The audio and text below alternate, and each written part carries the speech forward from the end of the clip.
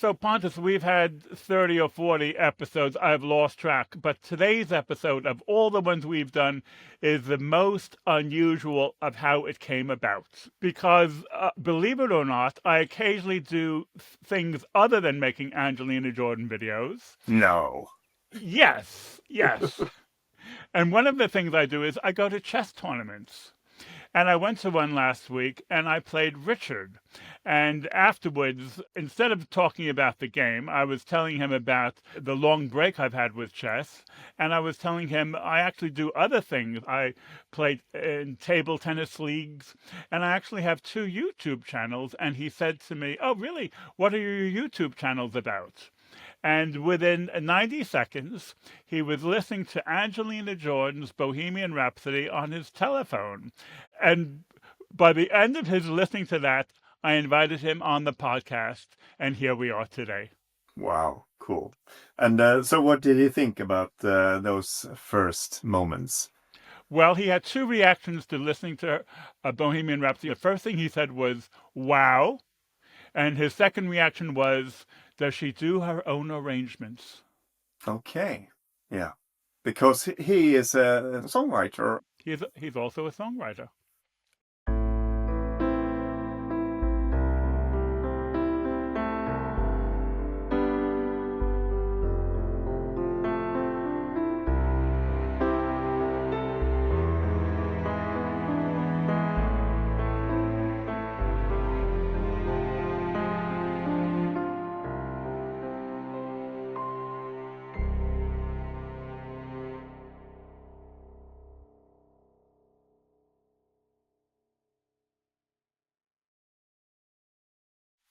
Hi, Richard. Good to see you again. Welcome to our little get together. We have a little special podcast. And I believe the route for you coming onto this podcast is probably the most unusual route that we have achieved. The spirits of the chess world are with us this evening, Alan. Yeah. I heard, Richard, you're a little bit better at chess than Alan. Is that correct? Well, you say that. We had a mighty fine draw at the weekend. So in terms of that one game, there's not much between us, to be fair. So, Richard, we have a very jazzy, improvised approach to our conversation, and we just let the river flow where it will, okay? Yeah, yeah. I like the sound of it. It's good. Pontus asked me in an email a few days ago, so is it our mission to convert Richard to be enthusiastic? And I said, no, not at all. Richard's going to be direct and honest with us, and whatever comments that he makes, we will take them as we find them. Thank you for the invite, first of all. It's very good of you, but also very brave of you, because you don't know me in terms of my music or how I'm going to actually come across on your podcast. I'm following in the footsteps of some pretty amazing people that you've had. I've looked at a few of your back catalogs. I just hope I don't let you down. No. We believe in the D word, diversification. If we're having a podcast based on a jazz singer, we have a very improvised approach to what we do. Well, I like the sound of it. It's great. So, Richard, tell us all about your musical history and your musical background. Okay. Piano was my introduction to music. So I started playing piano when I was 7 or 8 years old, and then went off to Birmingham Conservatoire to study music at the age of 18. I was there for 4 years. I was taught by some amazing classical piano players. So I was classically trained initially, and I didn't cut it as a concert pianist because I wasn't dedicated enough. I had too much fun. I was surrounded by fellow musicians, 200 other like-minded people. And it was, at the time of my life, it was just so wonderful and great memories of those days. But it didn't really do my career any good at that point. But no regrets, because then I went into teaching and I taught in 7 schools around the country. So actually, if you put all those places together, it draws a treble clef around the country. Only a chess player would realize that, with a visual memory, like the way you work out the movement of the pieces around the board. That's a chess player talking. Most of your background is in classical music.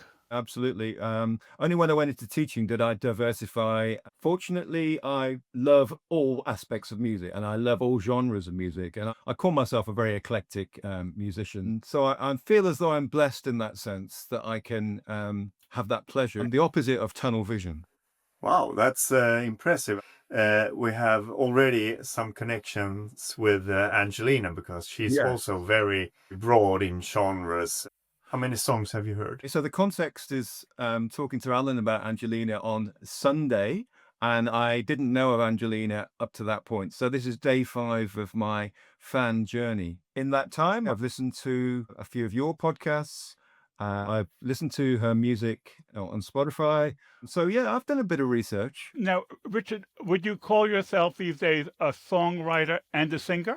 It's hard to put your finger on it, Alan, because I produce everything myself. I'm first and foremost a piano player, but I'm no longer a performer. But I work in my studio and I create music. Yeah, I'm a songwriter, I'm a composer, I'm a producer. Take your pick from those, really. Well, if you can put your finger on it, why don't you put your finger on the keyboard? I was actually experimenting with a few ideas and I came across this little tune. I don't know if you recognize it.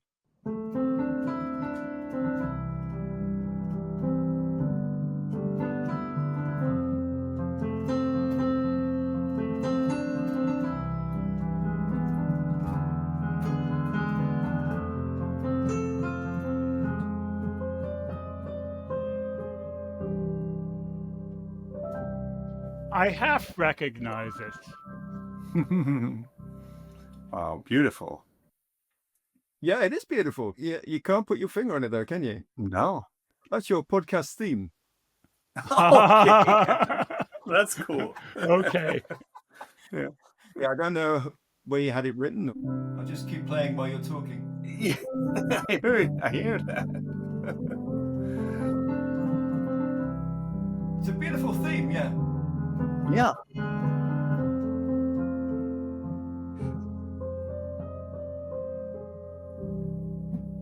Yeah. And you play it beautifully. Usually it's us who are throwing some curveballs to our guests to catch Yeah. them out. We've never had the tables turned before on us where the guest throws a curveball at us, catching us out. Well, No. I'm that sort of guy, Alan. I'm be very wary for the rest of the podcast. Okay. Yeah.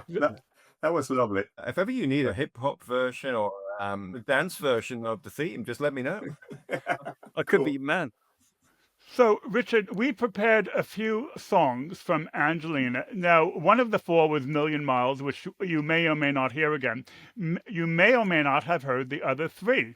And they're all very much part of the consciousness in Western culture. And I have no doubt that you will be very familiar with all of them. But Angelina, as you may already glean, gives a different take. And so we are very curious as to what you make of Angelina's take on old familiar classics.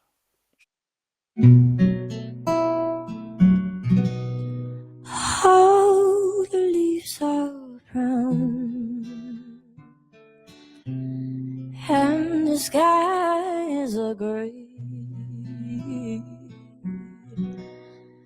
I've been full of in the such a winter day. I've been stepping one. If I was in the lake, all the leaves are brown and the skies are gray. I've been full of in this such a winter day. I've been sipping one. If I was in a lake, California dreaming, oh, in such a winter day. California dreaming, oh, in I saw you in the day. California dreaming, oh, and I saw you in the day.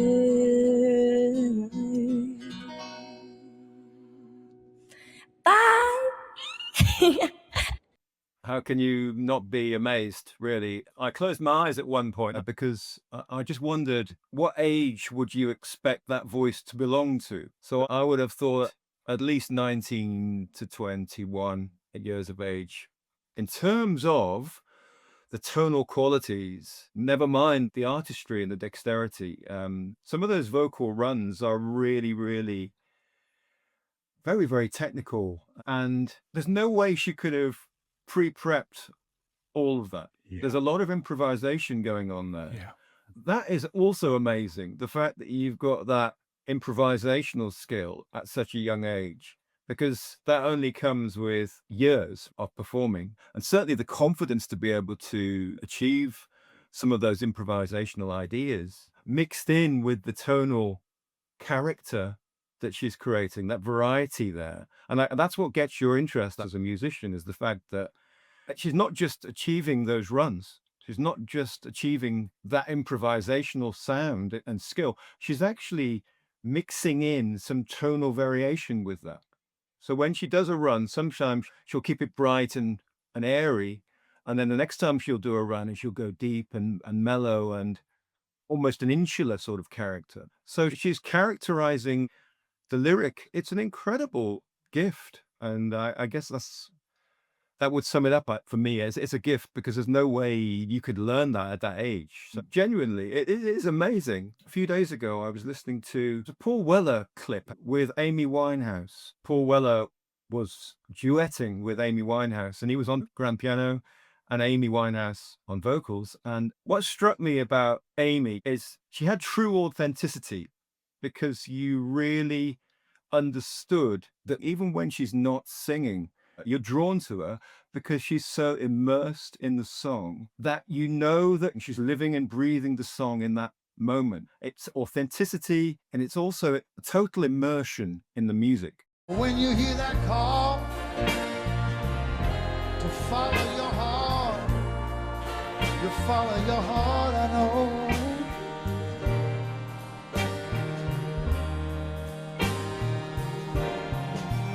For me, I can see why you guys are huge fans of Angelina, because I think she has that as well. And that's such a rare thing. There's so many great singers out there, and some will have great voices, so they'll just sing from their heads, and that wonderful, brilliant, okay, but they don't show you that they understand the music. They don't show you that they really got inside the lyrics or what the songwriter is trying to achieve with the song. And so for me, it's dry. They can be as wonderful a singer as there is on the planet, but actually if they're not communicating the song, then it's dry and it doesn't connect. And the connection is so important with the audience. But you can only connect as a singer if you fully understand the song, and then to achieve some sort of connection with the listener. It's incredible that Angelina could have some of those skills aged 11. I think it's quite incredible. And it is unique, and it is a gift, as I say. 5 days ago, Richard, when I mentioned Angelina to you for the first time within 10 minutes, you were playing Bohemian Rhapsody on your phone, and the first thing you said to me was, did she do her own arrangement? Yeah. And I thought that was a telling question on your part. That was the first thing that you honed in on. You and I have absolutely no doubt that this is also her own arrangement. Sure, absolutely. It's so clear that it's her own music, because you couldn't perform it like that if you hadn't had a hand in creating it. There's no way you could do that. You couldn't take somebody else's ideas and just perform like that. It doesn't happen. This is interesting as well, just going back to the Amy Winehouse thing. So I know that, you know, one of your sort of fascinations of Angelina is the fact that she does take a piece of music and she does do her own thing with it. But I found it really interesting with Back to Black. That's the only track where she takes the same key, she takes the same tempo, She takes pretty much the same instrumentation. There's some live strings, and there's it's slightly fuller with the Amy Winehouse version. I have gone mad by your love, crazy, sick and mad. I laugh, I cry, I love. When I see with others, I cry. With strangers, you are high. Alone and with no one, I cry. I just wondered whether she might be so respectful, because I'm sure comparisons have been made with Amy Winehouse and Angelina. And I'm wondering whether she did it out of respect to Amy Winehouse, because she didn't try to do her own thing with it. In fact, she almost took a reserved approach with it, because actually her voice is slightly back in the mix compared with Amy's right at the front of the mix. So Angelina is more immersed in the orchestra, in the instrumentation, in the orchestrations. Yeah. I found that really, really interesting. But because Angelina has done approximately 200 covers, she has done every single shade of possibility. She's done ones which are very similar, and then she's done something like this with California Dreamin', where she will take it in a different level. Because we have such a cornucopia of material from her, we have so many different faces of her, so many different facets. It reminds me of where she's paid homage to the artist when she did the cover of Aretha Franklin's Natural Woman. And she did this within a week or two when Aretha had passed away. Let's listen to that as well, if you haven't heard it. Yeah, please. Looking out on the morning rain, I used to feel so uninspired. And when I knew I had to face another day, Lord, it made me feel so tired. Before the day I met you, life was so unkind, but you're the key to my peace of mind.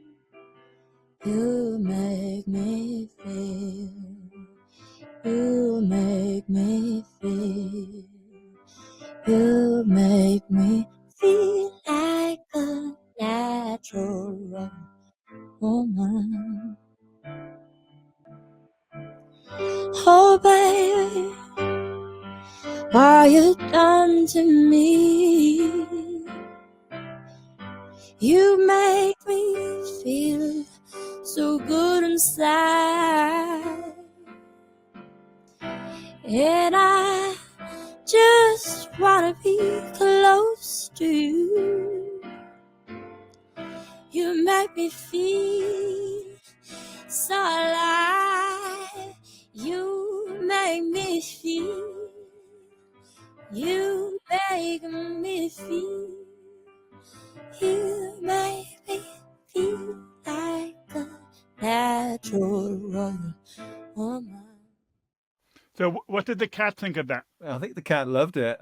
More than you? I'm not sure about that, but again, similarly, that's amazing. I love the chorus, again, really interesting. A lovely little vibrato as well coming in, and I think she reserved that for the chorus. Full of variety and tonal characters, which she creates. Fascinating. Yeah. And I was thinking about what you said about the California Dreaming, that you get a sense of sincerity, like this is for real. It's not like this is something I do to show off.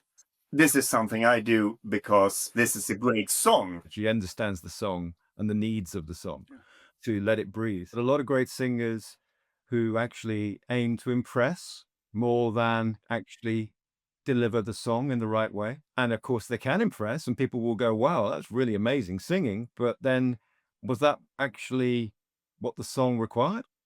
Quite possibly not, because they quite often overdo the vocal dexterity. I'm not just highlighting singers here, but a lot of musicians do this. You have 10 minutes of that, you're going to get bored with it. The way I think of Angelina is she has acute emotional definition. Her own internal emotional world is so finely tuned, it's like the difference between a thoroughbred and a mongrel. And she's finely tuned like that, and she brings that to the table. Every song that she touches, she has that emotional definition which she injects into the song, and that's what makes her special. I find it fascinating that there is something deeply emotional and that it also gets transmitted to the listener. I've never had that kind of experience with another artist that it moves me so deeply. Another example from the limited research that I've done was the Nina Simone Put a Spell on You. And it was incredible, I have to say. Absolutely beautiful. The sincerity and the honesty of the delivery, that was wonderful to see, yeah. In regards to California Dreaming, I sort of discover the lyrics in Angelina's version in a way that I didn't with the original. There's something about the lyrics and the way she sings it that goes hand in hand. There is actually quite a big trend at the moment with cover versions, and quite often they are well-known songs that we've heard, maybe in our distant past.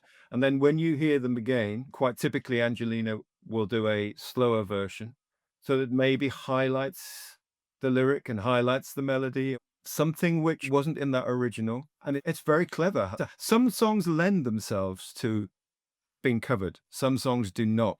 There's some really clever choices of material. And I think Bohemian Rhapsody, I've never heard anybody do a version. Everything about tonight felt like it came from you. The arrangement of the song, the simplicity of it. I've never heard that song in that version before. Seriously, this was an amazing performance. All the boss when working with fellow musicians. I guess that means that she has this vision and she really aims for it. It should sound like this. Yes. And not like this. I heard one interview with a producer. She can say, what's that sound in the background there? Oh, we added a little bit. I don't want that. So I think she's very particular with how she wants things to be. Okay, Richard, we're going to throw an Elvis at you now. In line with what we just said about slowing things down and making a cover that you didn't expect, this is Suspicious Minds.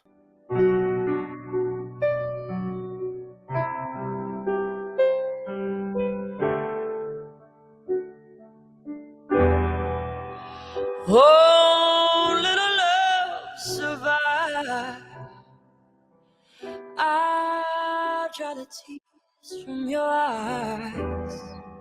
Just don't let a good thing die. When, honey, you know I've never lied to you. We're caught in a trap. I can't walk out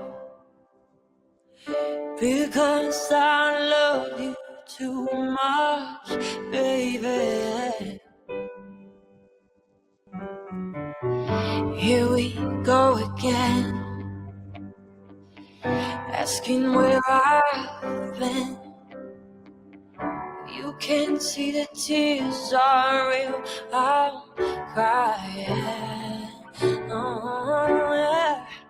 We can go on together with suspicious minds, and we can build our dreams on suspicious minds. Oh, little love, survive. I dry the tears from your eyes. Don't let a good thing die. When, honey, you know I've never lied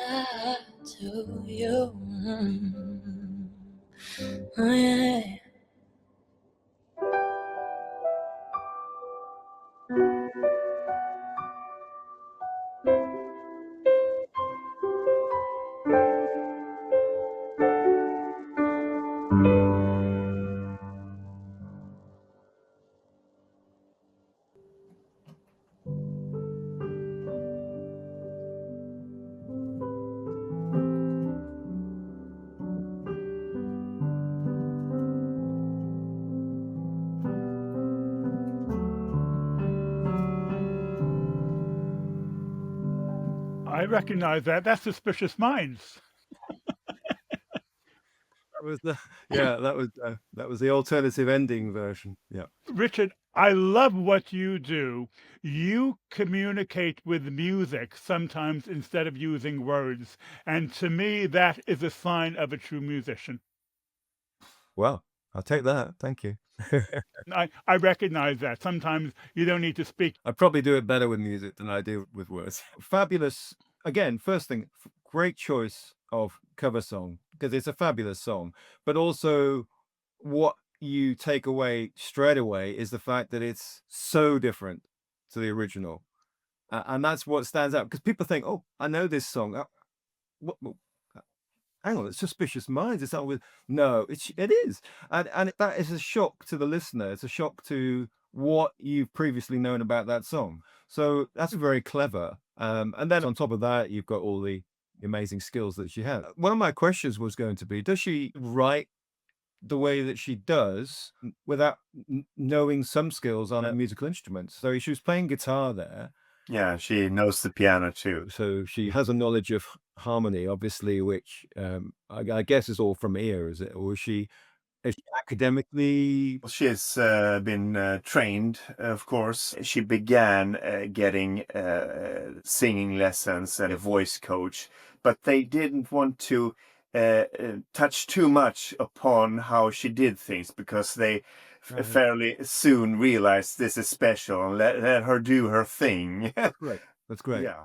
As a teacher, I was always quite wary of really, really gifted children in terms of how they might progress and how they might be nurtured from anybody who might impact or influence them on their musical journey. And context is everything. It would appear as though that support has been fundamentally great in the way that she's arrived now, blossoming the young lady. It would appear as though she's been very well supported along the way. Richard, you have great intuition. There's a lot of emphasis in the community about her family background and the nature of the support that she gets. And the people who follow her career closely are very, very aware of that. And so you got that right immediately. That's really important, and that's fundamental to who she is and what she does. There is also a clip, which you probably have not seen, where she is singing a Whitney Houston song in the crib, 18 months old. Whoa. Yeah, exactly.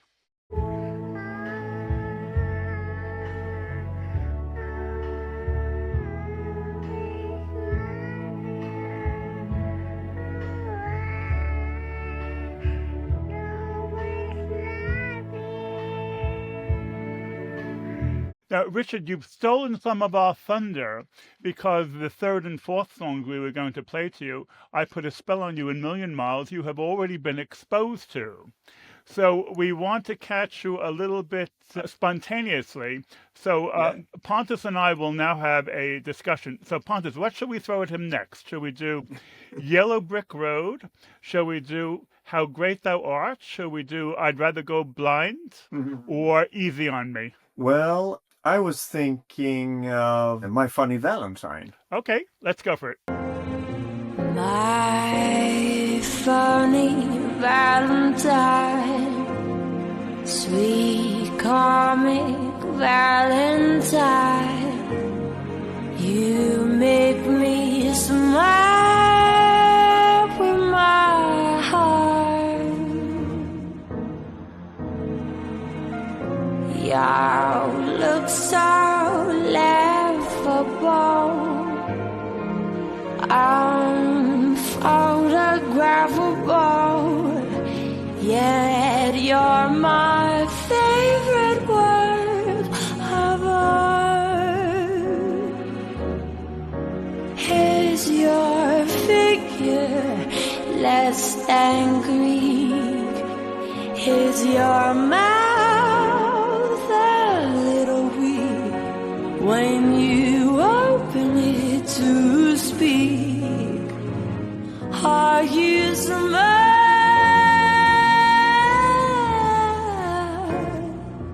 But don't change your hair from me. And not if you care for me. Stay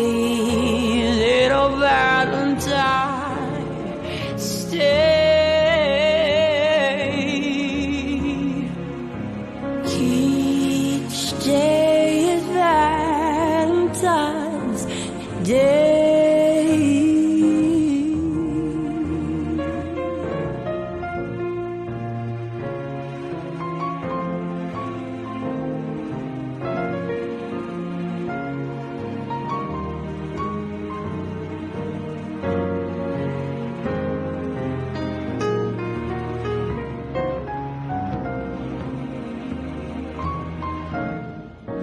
Is your figure less than Greek?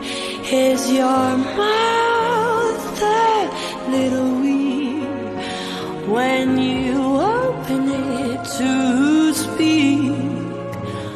Are you smart?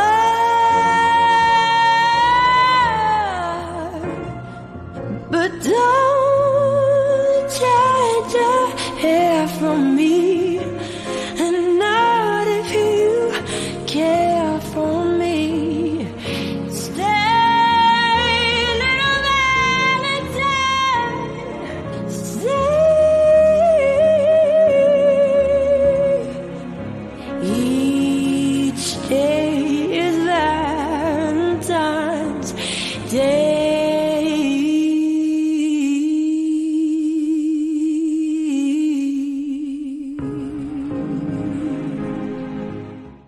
Wrapped in a Warm Blanket, I believe is the title of your podcast. Yes, it is. Well, there you go. That's what we just heard, isn't it? Yeah, it's a really warm sound. Yeah, absolutely. Now I've heard that song, I know a little bit more about her vocal range, which is absolutely huge in that song. I'm not sure. That'd be way over 1.5 octaves, I'm sure. It must be 1.5 octaves.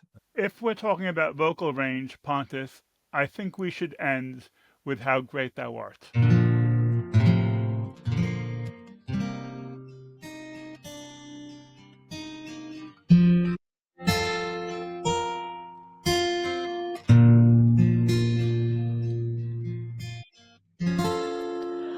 Oh Lord, my God,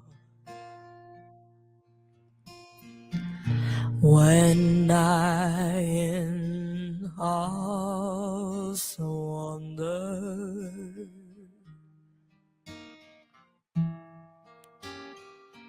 consider all the words thy hand have made. Yeah, you get the point. Whoa, yeah, that was bottom D. That's low. That's getting into bass territories. That's quite uncanny. And also tonally very characterful, not just straining to get those notes, but getting them with some ease. Yeah, beautiful. What did she think when she chose to do it in this key? Did she wake up and say, I think I will sing it in the same key as Elvis? It's fascinating, but it works. It works. It's very clever. Sometimes I get a sense that what she's doing in a lot of her clips is just learning by doing. Interesting. That makes sense. It's just challenging herself with different techniques and different ranges. Yeah. And it's very brave of her just to put it all out there on YouTube. A lot of singers would not have the option to sing in such a low pitch. Her range is uncanny because it's so rare. It gives her freedom. She feels free to do what she wants to do with a song. The only limitation is what to do with a song. As a piano player, I can express myself in different pitches and it's easy. And obviously as a singer, you can't do that unless you are blessed to maybe train yourself to actually increase your range.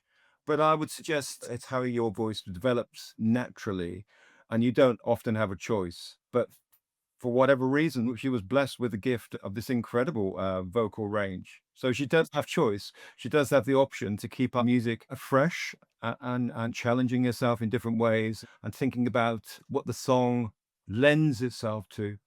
Yeah. And then she's got a choice of which way to go with that, which is really quite fascinating. Maybe we should just play the end notes from Unchained Melody, because that's the highest I've heard her. Oh,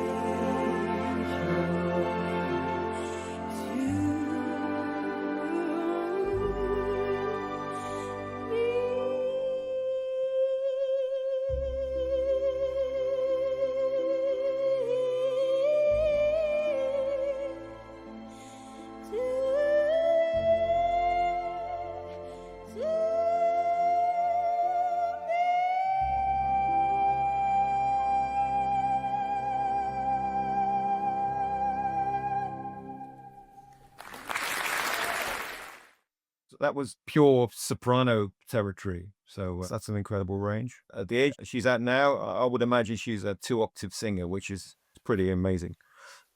So when Pontus wrote to me a few days ago saying, is it our mission to convert Richard to becoming an Angelina Jordan fan? I said, no, not necessarily. The conversation will go where it will.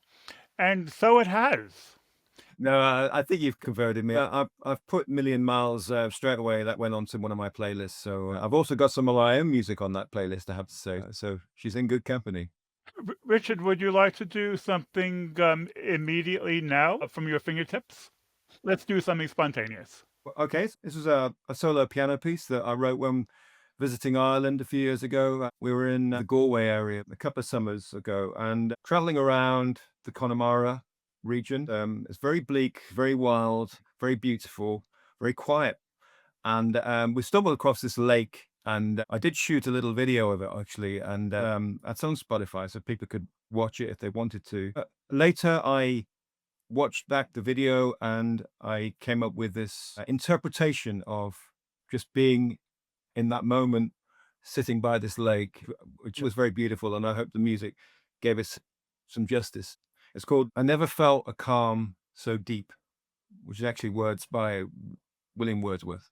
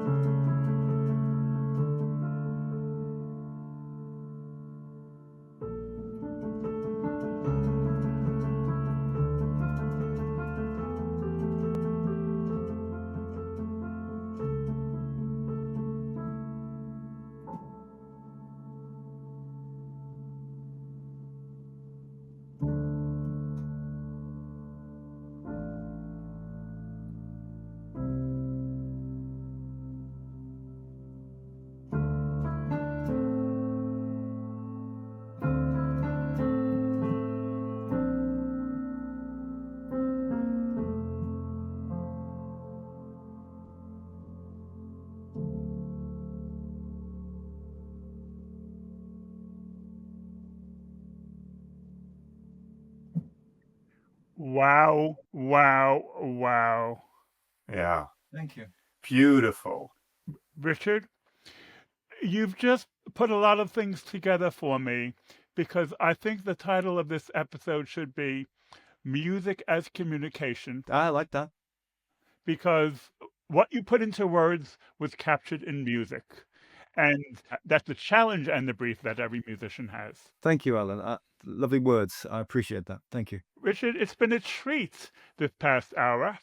Yes. Yeah, I've really enjoyed it. Thank you so much for making me feel comfortable. And you guys are great. And I like what you're doing. I didn't mind saying I was slightly suspicious at first, because I didn't know anything about what you do. But the more I've watched your channel, the more I've understood where you're coming from. And I fully appreciate and understand your support for her music. So, yeah, respect. I have one more comment to make, which will be the last thing that we say. When I heard the opening 10 or 15 seconds of the piano piece you've just played, I thought you used time the way you do during a chess match. Yeah, I like that. Yeah, that might need some explanation to the listeners if you're going to use that. No, it'll be a private joke between you and I, okay? I'm with you. Yeah, Alan's the opposite of what Alan's saying, by the way, Pontus, is his version would be.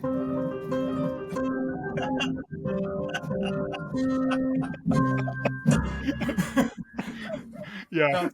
Now I got it. I got it now. Yeah. Yeah, that's actually correct. That's my fatal flaw, Richard. You got it in one. He doesn't look bad, this guy, I tell you. Yeah, that's so Okay. funny. Thanks, Richard. It's been a treat. It's been great. been Yeah, great. it has. Yeah, Thank cheers. you. Good luck, guys. Thank Thanks. you. Yeah, Bye. good luck. Bye.